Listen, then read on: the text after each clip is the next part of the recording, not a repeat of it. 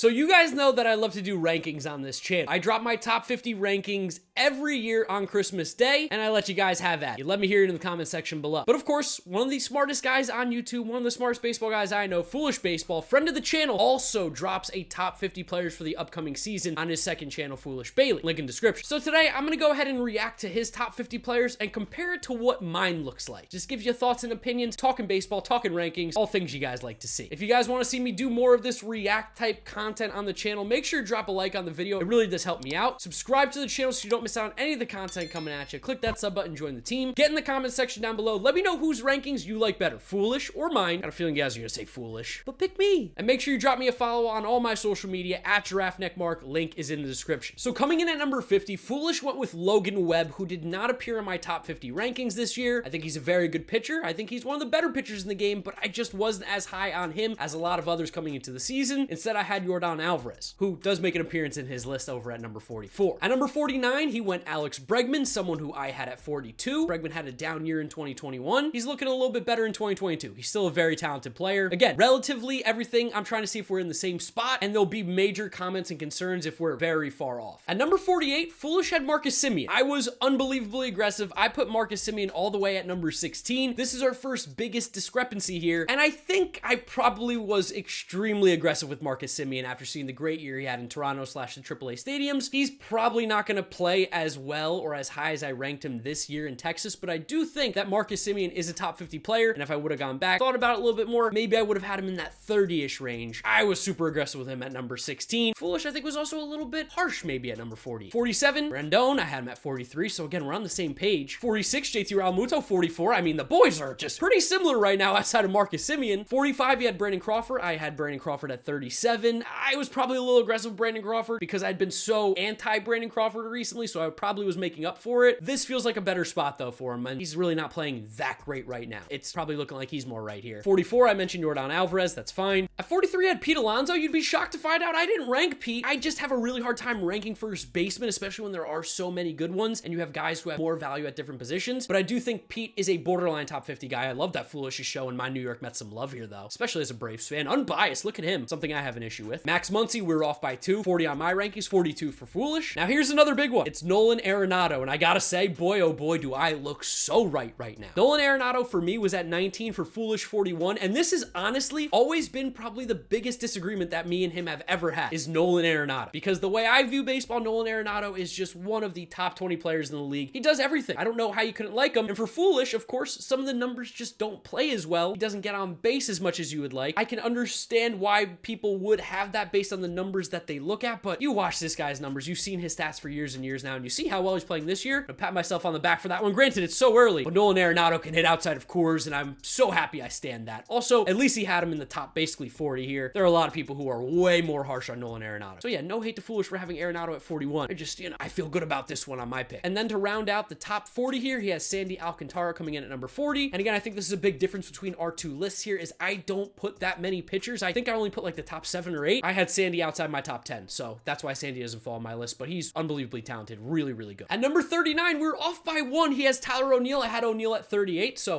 clap it up for the boys there. 38, he's got my boy Francisco Lindor. He was actually a lot nicer to Francisco than I was, and again, that might be my Mets bias because I was disappointed with how he played last year. He's playing really good baseball this year. He's a good player. He's a solid player. I had Lindor at 48. He had him at 38. I think Foolish is going to win on this one here. 37, Wander Franco. I had him at 34. I think both of us probably caught a little bit of slack for being so aggressive with a guy who played about 80 games, but we both saw he's unbelievably talented, and what do you know? Wander Franco has shown that all year. He's so friggin' good. So good. Like, this dude's going to be possibly like a top 10 player by the end of the year. 36, he had Shane Bieber. So did I. Hey, look at the boys. We're right on money here. 36 and 36 for Shane Bieber. Hasn't looked that great this year. He's been a little on and off. I hope he figures it out because he really is talented. 35, Foolish had Brandon Lau. I had him at 31. Again, we're kind of extremely similar on these rankings, I'm not gonna lie. 34, Rafael Devers. I went with Rafael Devers at 41 because the defense is so bad, but at the plate, Rafael Devers is probably top 20 hitter. A little bit of a slow start. At number 33, he's got George Springer. George Springer did not make my top 50 list. That is a big one that I'm sure a lot of Blue Jays fans are mad at me about. I just wasn't that high on Springer, mostly because he just doesn't really stay that healthy. healthy, but boy, oh boy, has Springer proven me wrong. To be fair, I did say whenever he does play, he's very good. It's just he doesn't play a lot. He's playing right now. He's looking disgusted. Bad on my part. Bad on my part. That's a miss. 32, he's got Xander. I actually expected to be a little bit further on Xander because I feel like I'm usually aggressive with him. I had Xander at 26. I'm okay with 32. That's relatively in the same range, which is, again, what I'm looking for here. How close are we to each other? 5 or 6 spots really doesn't matter in my mind. And then right before the top 30 at number 31, he has Ketel Marte. I had Ketel Marte inside my top 25 at the number 25 spot. Again, that was probably me just liking Ketel Marte a lot as a player. Relatively similar. He's a little more cautious with Ketel as opposed to me. Getting his top 30 started, he has the catcher Will Smith. Going back, looking at my rankings, pretty bad miss I didn't have Will Smith in the top 50. Granted, how I did my rankings, I would have then had to have included Salvador Perez. That's probably where I had a big gap there, is that I don't necessarily project for the future as much as Foolish does. Will Smith is a top 50 player, 100%. I don't know if I would have had him at 30, but definitely top 50. I had Luis Robert at 30, by the way. At number 29, he had Brian Reynolds. I was a little more cautious at the number 39 spot. I wanted to see a little bit more. As we know, Brian Reynolds is off to a bit of a slow start this year, not necessarily hitting like we saw, and we've seen this. He might be a hot and cold guy. We had a difference of 10 rankings on this. I had Reynolds at 39. At number 28, he's got Yasmani Grandal. I had him at 33. We both were wrong. This guy stinks this year. There's no way around. He's playing horrendously bad. 27, he went with Walker Buehler. I had him at what, 32? We are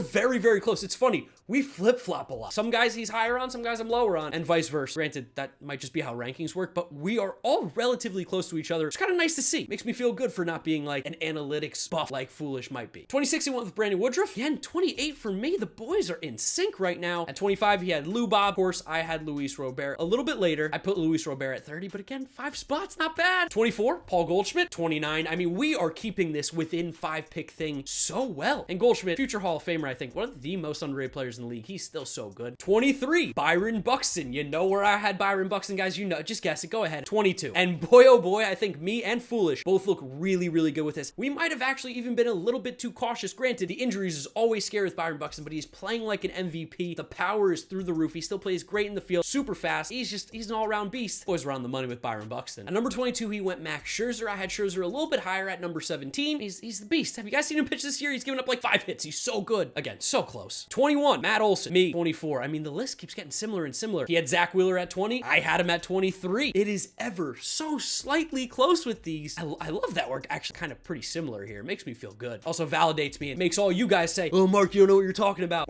I'm close with the guy that you definitely think is a lot smarter than me. I'm telling you. Okay, at 19, he had Corey Seager. I had Corey Seager outside of the top 25 at 27. It's just a Corey Seager thing with me. I think he's a very good player. I mean, I have him inside the top 30. Don't think he's a top 20 guy. He's just never felt like that player to me. He's not that great at shortstop in the field. This is probably somewhere where we disagree, I think, a little bit more than the numbers lead on. I just don't see Corey Seager as a top 20 guy. At number 18, Foolish went with Kyle Tucker. Love it. I had Kyle Tucker at number 21. We both don't look great. He's having a really rough start to the year, but if you've seen this guy play the last few years, he's incredibly talented. I don't know. Dusty like hits him like 6th, which is just so weird. He needs to be a top of the order guy, I think, getting more at bats. He will be fine by the end of the year. He's way too talented. 17, Foolish went with Manny Machado. I put him at number 20. Another guy who's having a monster season. Manny Machado, a lot of people love to hate him because he's kind of the villain in baseball, but if you've watched this guy play since he got to San Diego, since he was in Baltimore, when he was with the Dodgers, he's one of the best third basemen in all of baseball. 16, Foolish went with Carlos Correa. I went with Correa at 18. Again, so friggin' close. So close, and not really playing that well, but he moved to a new team, new stadium. It's understandable growing pains. So it's been getting for a couple years now. He might not be able to opt out and get that big contract just yet if he keeps playing like this. At number 15, Foolish went with Freddie Freeman, where I put Freddie Freeman at number 12, and again, very close. Just the way that Freddie Freeman hits for me, he's a borderline top 10 player. I know first base doesn't carry the value that other positions do, but boy, oh boy, watching Freddie Freeman hit and play is a true joy, and I'm so glad he's out of Atlanta and we don't have to deal with him. So here's another big one. It's going to be his number 14 ranking, and that's Trey Turner, who I have inside my top 10 at number 7. I stand Trey Turner. This guy is one of the 10 best players in Major League Baseball. He has done it year after year after year. You're healthy until you're not, and he's been relatively healthy recently, and the numbers don't lie. If you look at what Trey Turner's done since 2018, the numbers are pretty sick. Over a 162 game stretch, of course, because we have the weird COVID season in there, so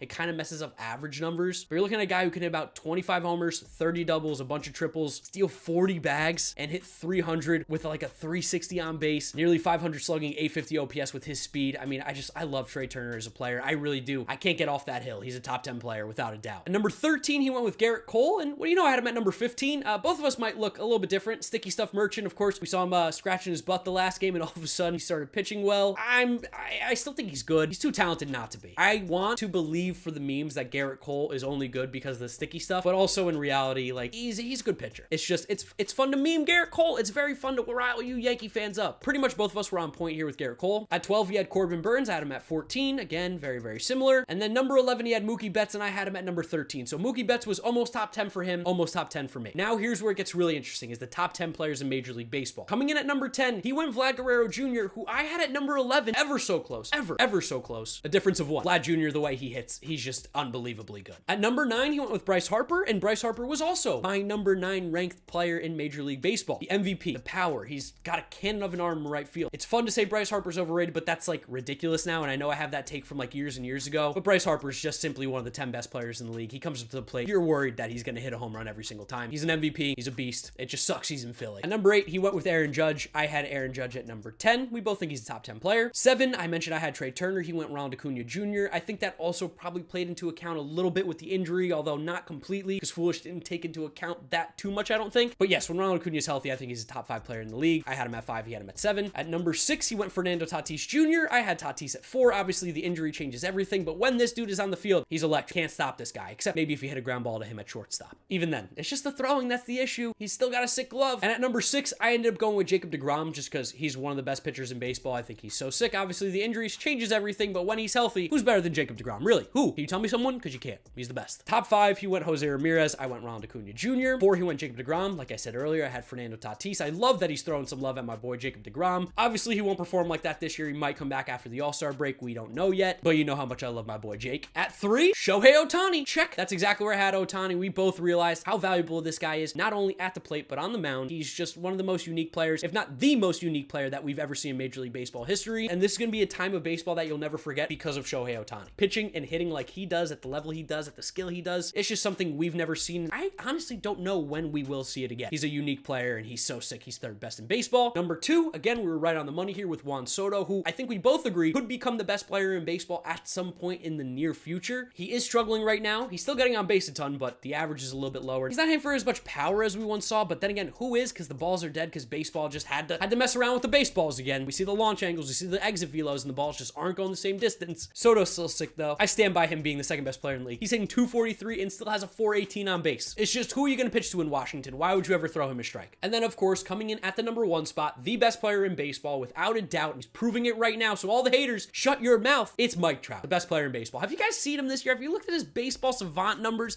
Have you looked at his stats? Have you watched him play? He had a triple on a check swing yesterday. He can do anything he wants. He's hitting 352 with 5 homers, a 478 on base percentage, 778 slugging, 1255 OPS, 270 OPS plus. He's got a 1.4 WAR already, according to Baseball Reference. And that's in what? 54 at-bats? He missed games. That's in 16 games. He has a 1.5 WAR. He's gonna be the greatest player of all time. As long as he stays healthy, the sky is the limit for this dude. And a good reason why the Angels are playing so well and are in 1st place and looking like a team that, if they make a few moves, could run away with the AL West, because Mike Trout's healthy and playing like the best player in baseball he is. Overall, our 2 lists look very, very similar. Come to think of it, I think the only guys that I ranked that he didn't was Bo Bichette, Tim Anderson, Trevor Story, Brandon Nimmo. I'm gonna die on the Brandon Nimmo hill. I think he really is a top 50 player. I think he's playing like it. Otherwise, I think we had the same guys inside the top 50. He had Logan Webb, I didn't. He had Pete Alonso, I didn't. Go figure out a Met. I didn't have Sandy Alcantara. There's a few guys here and there, but for the most part, we had the same group of top 50 players and ranked them relatively similar to each other. I dropped mine in December. Foolish dropped his, I think, about a couple weeks or a month ago. And it's pretty funny how we can look at baseball in kind of different ways and yet relatively come to the same outcome, which is the top 50 players in Major League Baseball. I'd love to know who you guys think had the better rankings down in the comment section below. Do you like mine or Foolish's? I know he does like an arbitrary scoring at the end of the year, so it'll be fun to compare ours and see who technically had the higher score. Drop a like on the video if you did enjoy it, as well as subscribe to the channel so you don't miss out on any of the content coming at you. Follow me on all my social media at GiraffeNeckMarc, links in the description, as well as make sure you subscribe to Foolish Baseball, link is in the description as well. Thank you guys for watching. You know the drill from here on out. YouTube recommends you watch this video. This is my most recent upload. Click through those if you have not yet seen them. Thank you guys for watching. I'll see you all tomorrow for another video.